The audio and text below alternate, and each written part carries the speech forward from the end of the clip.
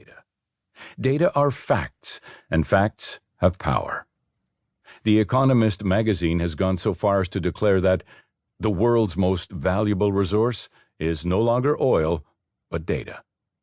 But while data is a great place to start, it doesn't tell the whole story.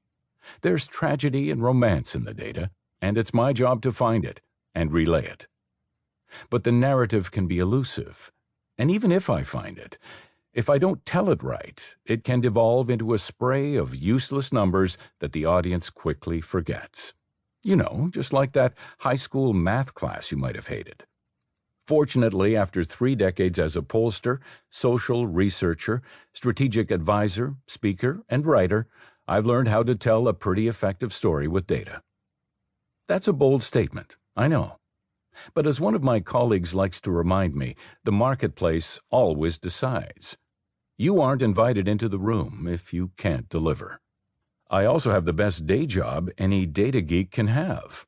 I'm the global CEO of Ipsos Public Affairs, the world's leading social and public opinion research company.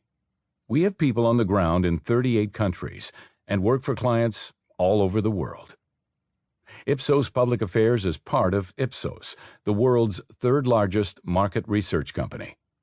Ipsos is based in Paris, France. I just happen to be Canadian and choose to live in Canada. Frankly, I can't imagine living anywhere else. Canada will always be my home, but it's great to hang out in Paris, too. Being part of an amazing organization like Ipsos gives me access to an incredible array of data, but also to some of the world's most insightful social scientists. I learn from them every day.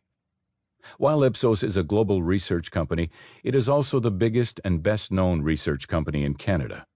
For someone with my skills and interests, being at Ipsos is the perfect match. What do we do at Ipsos? At the most basic level, our clients hire us to tell them data-driven stories that inspire them to change. For private sector clients, change means expanding their base of loyal customers. For public sector clients, it means happier citizens. For political clients, it means more supportive voters. In the end, though, it's all about advice. Numbers are just the tool for coming up with the advice. Over the past 30 years, I have had the privilege of advising prime ministers, premiers, mayors, and countless cabinet ministers and other public officials on public issues. I've also advised many corporations and industries confronted with big consumer challenges in Canada and around the world. Declining birth rates. To prepare for Canada's future, the first bits of data we need to understand concern our national fertility. The average number of children a Canadian woman gives birth to in her lifetime, that is, Canada's birth rate, is currently 1.5. To maintain a steady state population that neither grows nor shrinks, a country needs an overall birth rate of at least 2.1. That's one child born to replace each of their parents and a little bit extra to compensate for those of us who can't or decide not to have kids. With a birth rate of only 1.5, we will eventually have more people dying in Canada every day than are being born.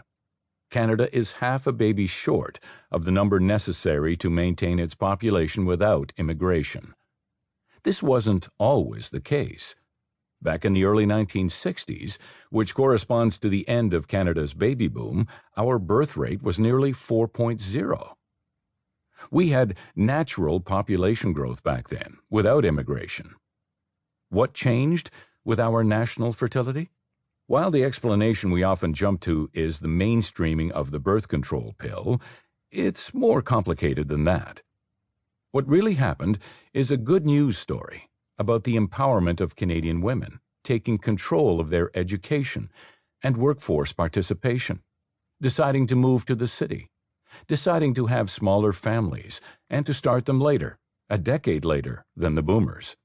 What has reduced Canada's birth rate is the choices Canadians, especially Canadian women, are now making about the families they want to have and how they want to live their lives.